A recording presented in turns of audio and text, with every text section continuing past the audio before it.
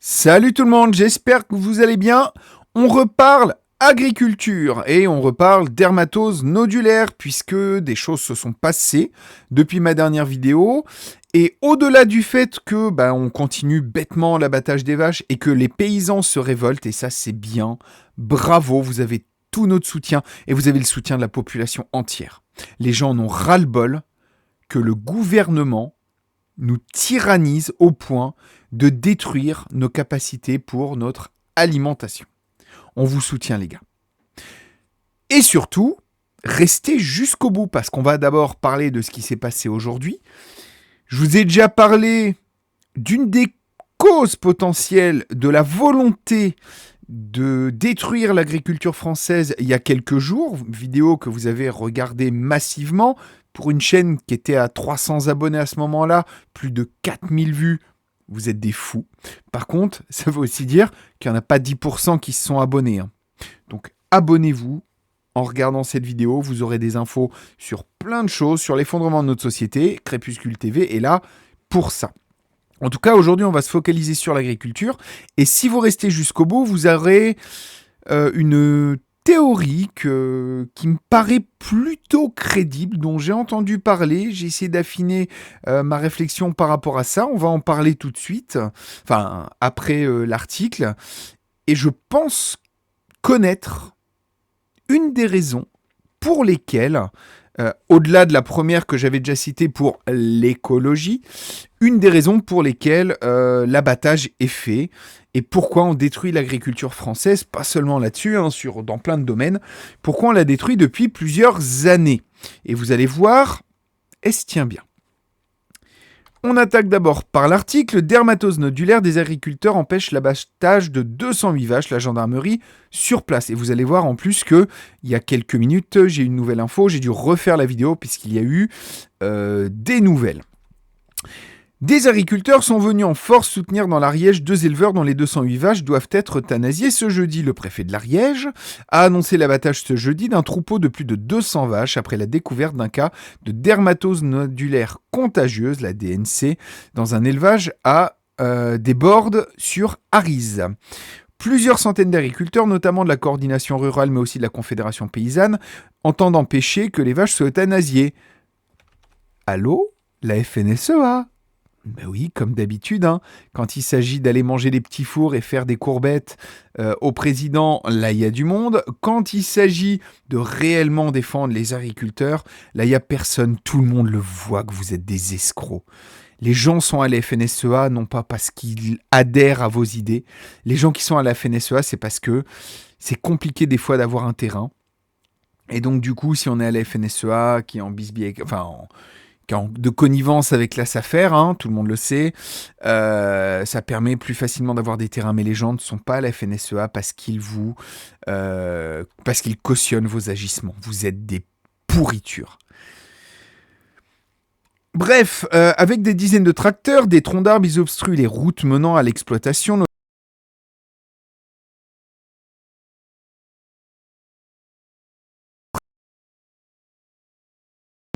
du mouvement de protestation agricole, assurant que les propriétaires du troupeau sont totalement opposés à l'abattage. Tu m'étonnes. Il faut des générations pour obtenir une belle génétique pour un troupeau, et tout détruire, c'est détruire pas seulement les 208 vaches, c'est détruire des générations de travail. C'est honteux. Les forces de l'ordre sont donc mobilisées pour les déloger. Et vous allez voir, il y a quelques minutes, il y a eu une info en plus par rapport à ça, moi qui m'énerve. Je vais peut-être encore m'énerver aujourd'hui. Compte tenu de la persistance des blocages et afin de permettre l'accès sécurisé à l'exploitation, d'importants moyens sont mobilisés sur le secteur des bordes sur Arize, a annoncé la préfecture, appelant au calme et à la responsabilité de chacun. 30 minutes après le lancement de l'opération, les véhicules de gendarmerie mobile n'étaient toujours pas visibles depuis la ferme. Pour l'heure, il est impossible aux services vétérinaires d'accéder à l'étable où sont rassemblés plus de 200 blondes d'Aquitaine.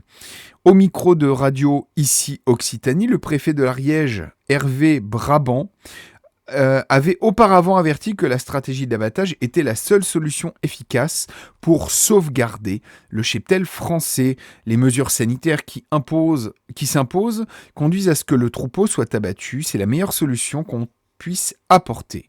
Aujourd'hui, c'est la seule solution qui fonctionne, a-t-il assuré. Le mec n'y connaît rien. Il est aux ordres et il se permet de parler de quelque chose dont il ne connaît rien. Et d'ailleurs, Annie Genevard, à la base, n'a jamais foutu les pieds dans une ferme. Ce n'est pas une agricultrice, c'est une bureaucrate. Si je dois faire preuve de fermeté, je ferai preuve de fermeté, mais je serais désolé d'en arriver là et j'en appelle à la responsabilité, a poursuivi le préfet de l'Ariège.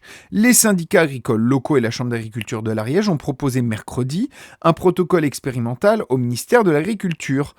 Ils demandent que ne soient pas abattues que les vaches contaminées et que la santé du reste du troupeau soit contrôlée par test PCR pendant 4 à 6 semaines. Mais finalement, imaginez, ils auraient fait ça pendant le Covid. Vous avez le Covid, on vous abat. Ça vous aurait choqué. Mais là, visiblement, à part les agriculteurs et quelques personnes comme vous qui s'intéressent à ces sujets, ça choque pas grand monde. Hein. La plupart des gens n'en ont rien à péter. Par contre, quand ils mangeront de la merde venue d'Amérique du Sud via le Mercosur, ils vont couiner. Et encore que. Les gens, ils mangent de la merde et ils savent pas où est le bon goût. Ils appellent également une vaccination massive ainsi qu'à la mise en place d'une zone de protection de 5 km autour du foyer. Jusqu'ici, la réglementation visant à stopper la propagation de la maladie prévoit que l'ensemble du troupeau soit concerné, soit abattu. L'instauration de zones réglementées dans un rayon de 50 km autour du foyer de DNC, un périmètre dans lequel les déplacements de bovins sont interdits ou restreints et où les bêtes sont vaccinées. Ben pourquoi pas ? Au moins comme ça, alors je parle pas de 50 km, mais vacciner les bêtes, pourquoi ils le font pas ? C'est un protocole, voilà, ils essayent, ils font des tests. S'il y en a une qui est malade, on l'enlève et on abat quelques vaches. Ce n'est pas dangereux pour l'être humain, ce n'est pas dangereux pour le lait, ce n'est pas dangereux pour la viande. Pourquoi tout abattre ? Pour pas risquer des pertes. Mais si t'abats tout, les pertes, elles sont là. La réflexion est complètement con. Dans les Hautes-Pyrénées, un autre troupeau d'une vingtaine de bovins doit être abattu vendredi, a annoncé ce jeudi le préfet du département Jean Salomon.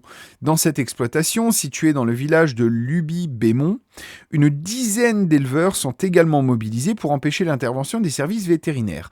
Les tentatives de blocage ou les regroupements observés à proximité des exploitations font courir à tous les éleveurs un risque de propagation supplémentaire de la maladie, s'est inquiété Jean Salomon.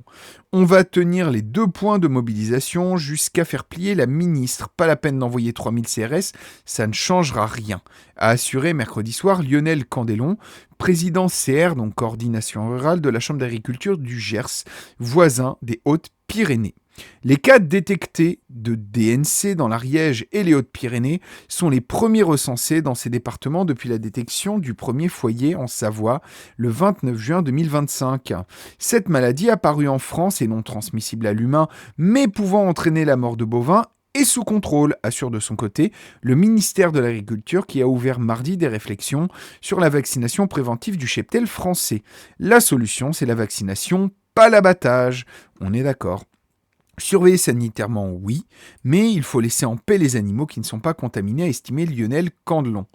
A l'inverse, d'autres comme la FNSEA, ils sont plus réticents en raison d'un risque d'effondrement des exportations et des prix. Et oui, qu'elle pourrait entraîner, expliquait mardi à l'AFP son président Arnaud Rousseau. Pourquoi ? Parce que ce sont des agro-industriels. Et en fait, avec le Mercosur, ils espèrent exporter. Et bien sûr, ils exporteront la qualité. Et ils importeront pour nous de la merde. Et vu que lui, il joue sur les 2 tableaux, il a tout à y gagner. Donc la FNSEA est un syndicat de traîtres. Vous êtes des traîtres. Vous êtes des pourritures. Putain, incroyable. Bref. Je vous disais, il y a une toute petite mise à jour, il y a là, quelques minutes que j'ai reçue. Et donc du coup, dont je vais vous faire part. Clac. Non, c'est pas ça, excusez-moi. Ça, c'est l'article que je viens de vous montrer. C'est ici. Voilà, hop. Et voilà. Et donc, du coup, c'est sur X, tout simplement, voilà. Sur le compte de Olivier Bourbeau. Dermatose nodulaire, les centaures des gendarmes prêts à prendre d'assaut l'exploitation ariégeoise. On en est là.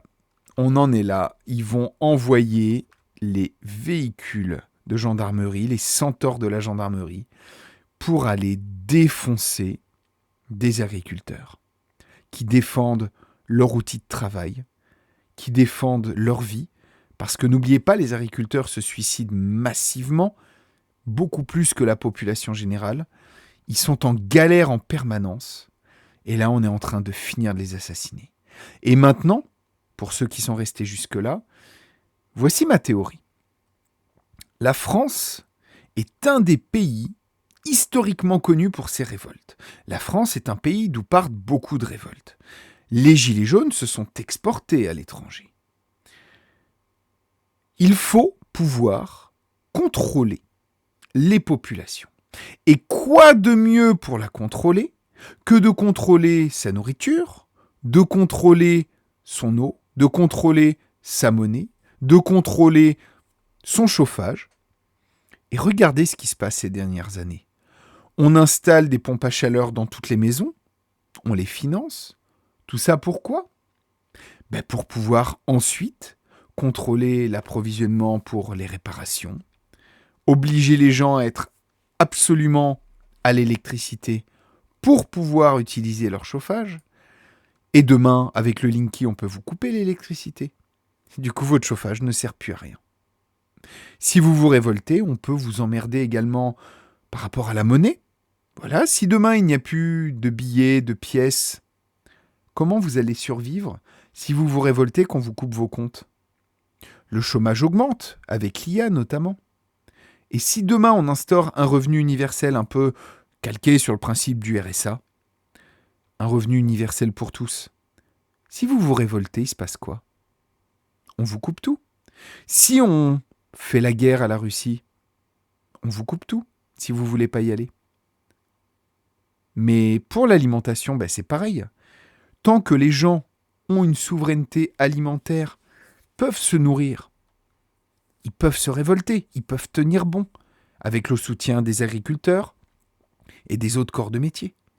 Mais si demain, la nourriture qu'on mange est uniquement importée par le Mercosur ou d'autres accords, et parce qu'on a abattu les élevages en France et qu'il n'y a plus de quoi nourrir la population, qu'est-ce qui va se passer ? Vous allez fermer votre gueule. Parce que si jamais vous vous révoltez, si la population se révolte, on lui coupe les vivres. La France est devenue un pays trop dangereux. On coupe les importations, les autres pays ont peur.